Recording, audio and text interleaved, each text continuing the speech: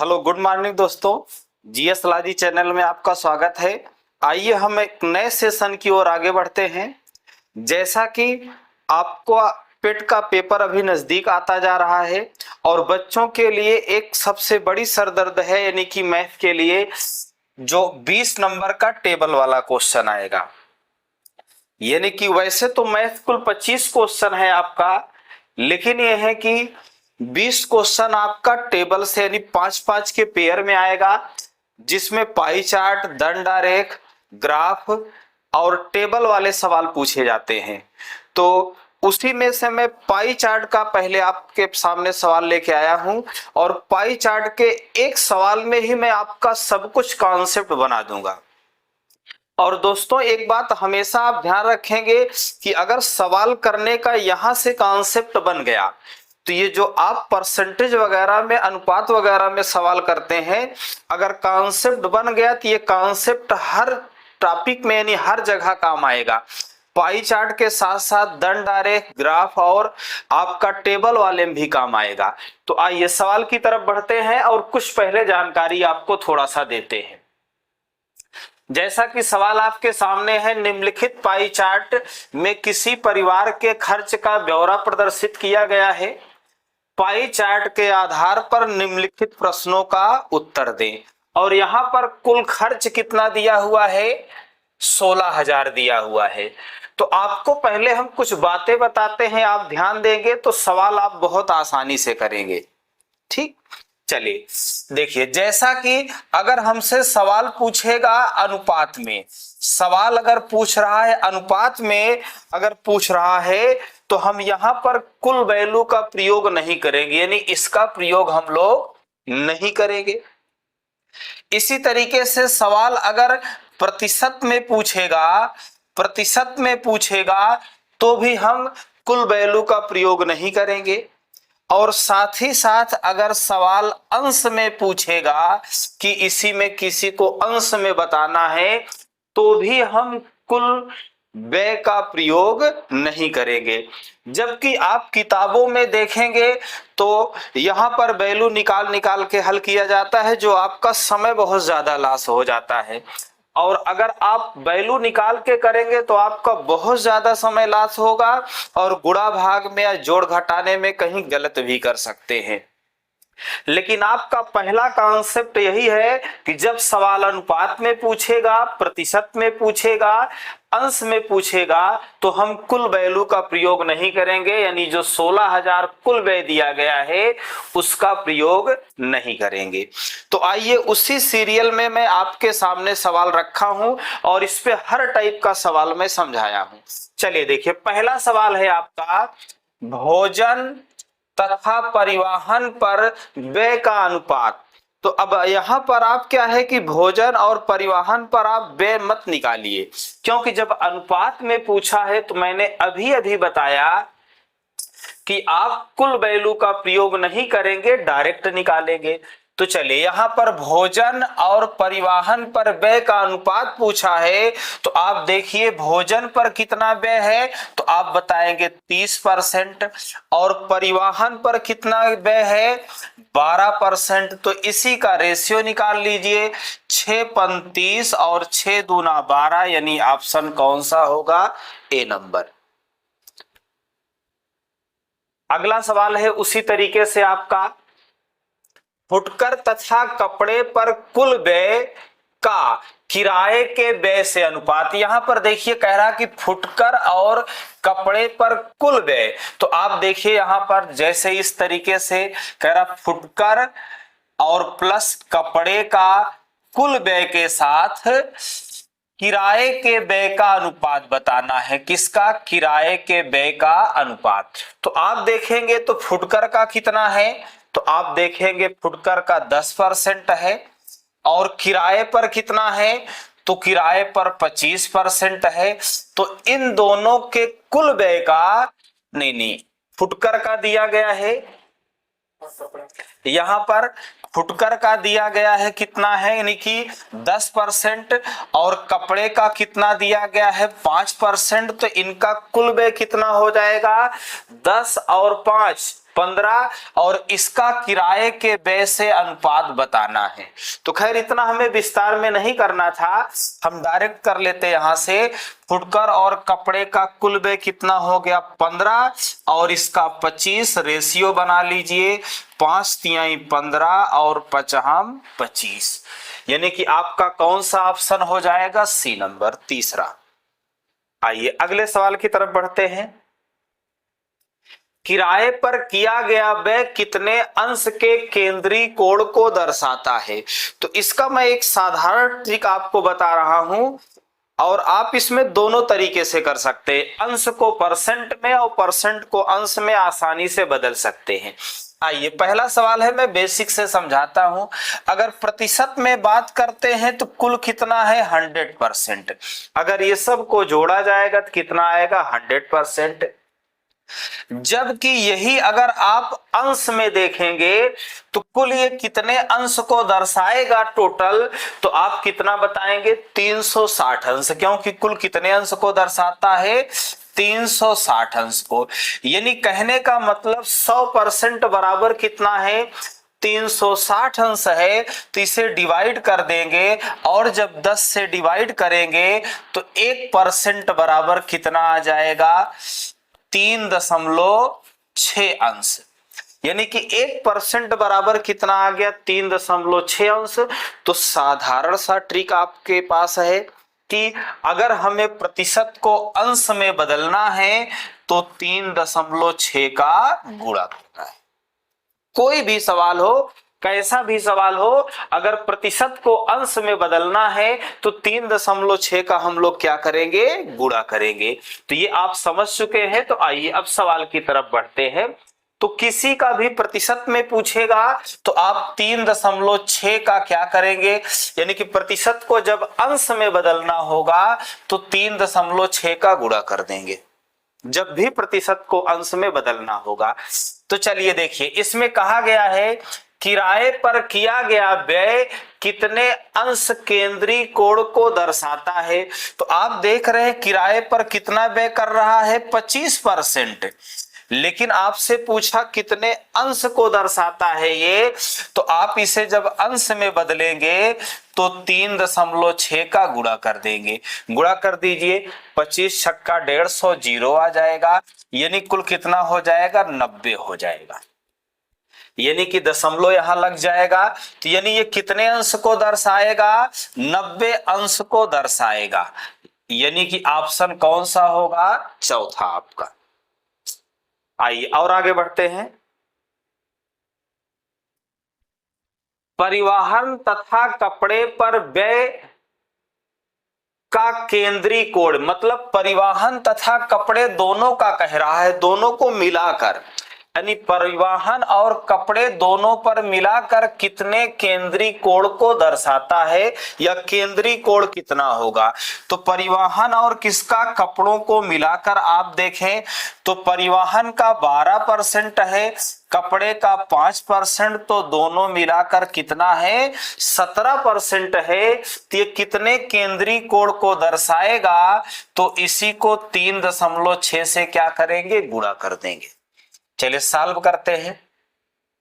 अगर यहां देखें तो 6 सत्ते 42, लास्ट में कितना आएगा, दशमलव के बाद 2 आएगा। आपको पूरा गुणा करने की जरूरत भी नहीं है, यानी कितना आ जाएगा 97.2 अंश।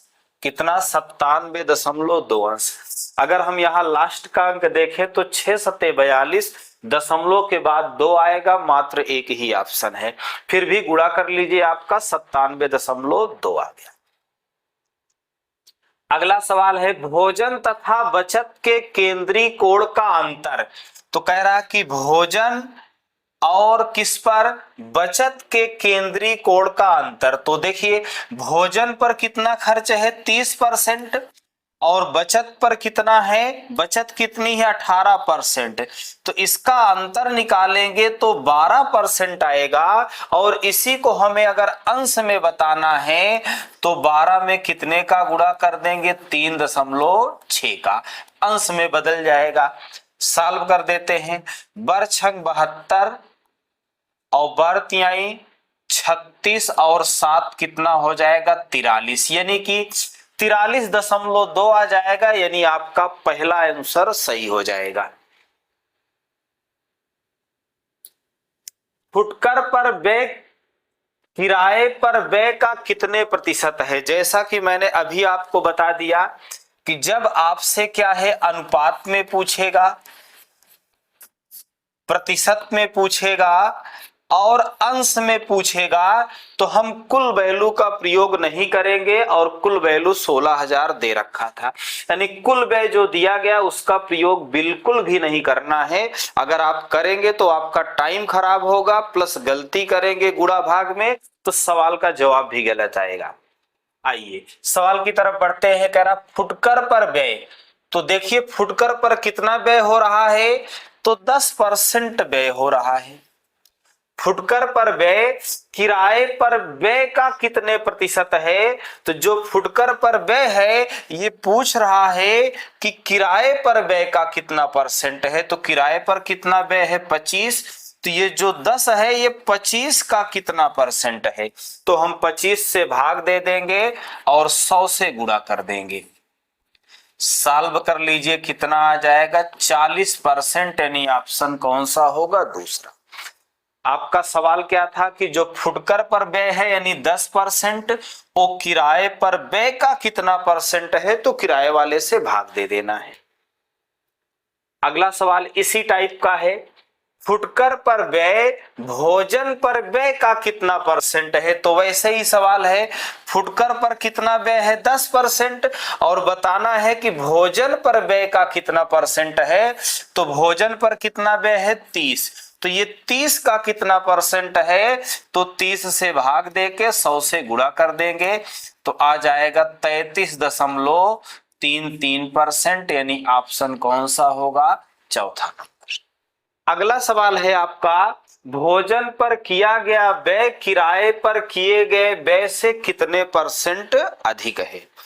तो अगर आप सवाल का जवाब देखिए, भोजन पर किया गया व्यय किराए पर किए गए व्यय से कितने परसेंट ज्यादा है, तो आप देख रहे हैं यहां कितना परसेंट ज्यादा दिख रहा है 5%, लेकिन 5% तो ऑप्शन में है ही नहीं, और साथ ही साथ 5% गलत जवाब भी है, इसीलिए ऑप्शन में नहीं है। अगर आपसे ये पूछा होता कि भोजन और किराए पर व्यय का अंतर कितना परसेंट है, तब 5 सही है, या ये कहता भोजन पर किया गया व्यय किराए पर किए गए व्यय से कितना परसेंट ज्यादा है, वो भी कुल का, तब आपका ये सही होता। लेकिन इसमें ऐसा कुछ नहीं कहा कि कुल का, तो इसमें कहा भोजन पर किया गया व्यय किराए पर किए गए व्यय से कितना परसेंट अधिक है। तो चलिए देखिए निकालिए आप पहले कितना अधिक है, तो भोजन पर किया गया व्यय किराए से कितना अधिक है 5 अधिक है, लेकिन पूछ रहा है कितना प्रतिशत अधिक है, तो जब प्रतिशत वृद्धि पूछेगा तो इन दोनों में कम वाले से भाग देंगे, और प्रतिशत कमी पूछेगा तो ज्यादा वाले से भाग देंगे। ये बिल्कुल कॉन्सेप्ट आप बना के रखिए, प्रतिशत वृद्धि पूछेगा तो कम वाले से भाग देंगे, प्रतिशत कमी पूछेगा तो ज्यादा वाले से भाग देंगे और 100 का गुणा कर देंगे। सॉल्व कर दीजिए कितना आ गया 5, 5 से डिवाइड करोगे कितना आ जाएगा 20%, यानी कि ऑप्शन कौन सा हो जाएगा दूसरा। आइए एक सवाल और इसी तरीके का देखिए, बचत परिवहन पर किया गया, यहां बचत कामा है, बचत कामा परिवहन पर किए गए व्यय से कितने परसेंट अधिक है, तो जो बचत है वो परिवहन पर किए गए व्यय से कितना परसेंट ज्यादा है, तो आप देखिए कितना अधिक है, तो आप बताएंगे कि 6 अधिक है। बचत क्या है परिवहन से 6 अधिक है, लेकिन पूछ रहा है कितना प्रतिशत अधिक है, तो प्रतिशत वृद्धि पूछा है तो कम वाले से भाग देंगे और 100 से गुणा करेंगे, तो कितना आ जाएगा ये 50% आ जाएगा, यानी ऑप्शन कौन सा होगा तीसरा नंबर। आइए इसी तरीके से कमी वाले सवाल भी करते हैं। बचत कामा भोजन पर किए गए व्यय से कितने परसेंट कम है, कितने परसेंट कम है। तो आपको यहां भी कुल वैल्यू का प्रयोग नहीं करना है। सवाल देखिएगा, कह रहा है कि जो बचत है वो भोजन पर किए गए व्यय से कितने परसेंट कम है। तो आप देखिए कितना कम है, तो आप बताएंगे 12 कम है। ये इससे कितना कम है, 12 कम है। लेकिन कितना प्रतिशत कम है पूछे, तो अभी अभी आपको बताया कि प्रतिशत वृद्धि पूछे तो ज्यादा वाले यानी कम वाले से भाग दो, और प्रतिशत कमी पूछे तो ज्यादा वाले से भाग दो। तो प्रतिशत कमी पूछा है तो ज्यादा वाले से भाग देंगे, इसमें ज्यादा कौन है, भोजन। और गुणे कितना हो जाएगा, 100 सॉल्व कर देते हैं, 3 चौक 12 यानी कि 40% आ जाएगा। फुटकर व्यय किराए पर किए गए व्यय से कितने प्रतिशत कम है। तो देखिए फुटकर पर जो व्यय है वो किराए पर किए गए व्यय से कितना परसेंट कम है। तो आप देखिए पहले कितना कम है, तो आप बताएंगे कितना कम है, 15 कम है। कितना कम है, 15 कम है। लेकिन पूछा कितना प्रतिशत कम है, तो ज्यादा वाले से भाग दे दो और 100 से गुणा कर दो। 25 चौका 100 और 15 चौको 60% आ जाएगा। कितना आ जाएगा, 60%, यानी चौथा ऑप्शन सही हो जाएगा। कपड़े तथा परिवहन पर किए गए व्यय में कितने प्रतिशत का अंतर है। तो देखिए अब ये आप डायरेक्ट कर सकते हैं। कितना, ये डायरेक्ट कर दीजिए, इतना हल करने की क्या जरूरत है। कपड़े और परिवहन पर, कपड़े और परिवहन पर किए गए व्यय में कितने परसेंट का अंतर है, तो 7% का, यानी कि 12 माइनस 5 यानी कि 7% का अंतर है। ठीक, अगला सवाल है, परिवहन और कपड़ों का कुल व्यय कितने रुपए है। तो देखिए आपका कुल व्यय यहां दे रखा है, लेकिन आपसे यहां पूछा किसका है, परिवहन प्लस कपड़े पर, कपड़े पर जो व्यय हुआ है वो कितना है। तो कुल आप देख रहे हैं कितना है, 16,000 है। कुल कितना है, व्यय 16,000 है। और कुल व्यय 16,000 में से परिवहन और कपड़े का कितना व्यय है, तो परिवहन और कपड़े को जोड़ेंगे तो 12 5 17% आएगा। तो हम इसी कुल का 17% निकाल लेते हैं, सॉल्व कर लेते हैं। अब यहां देखिए, अब गुणा करने के बजाय आप 16 का वर्ग प्लस 16, यहां देखिए 16 का वर्ग 256 होता है, इसी में 16 जोड़ दोगे तो कितना आ जाएगा आपका, 272 और एक जीरो। यानी कि आपको खैर इतना करना ही नहीं था, एक जीरो आएगा लास्ट में, और सक्षम 42, यानी कि कौन सा ऑप्शन हो जाएगा, पहला। खैर छोटा गुणा था, कोई दिक्कत नहीं थी। 2720। अगला है, कुल बचत ज्ञात कीजिए। आपको क्या ज्ञात करना है, कुल बचत ज्ञात करना है। तो आप देख रहे हैं कुल कीमत कितनी है, कुल व्यय कितना है, 16,000 है।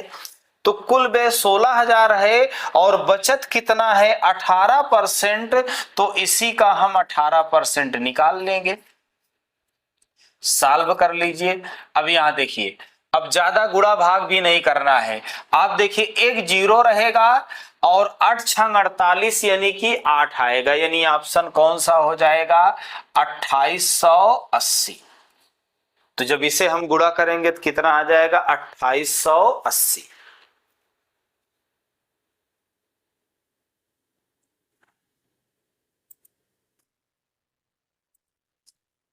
अगला क्वेश्चन है आपका, किराए पर किया गया खर्च ज्ञात कीजिए। किस पर पूछा गया है, किराए पर किया गया खर्च। तो देखिए कुल खर्च कितना है,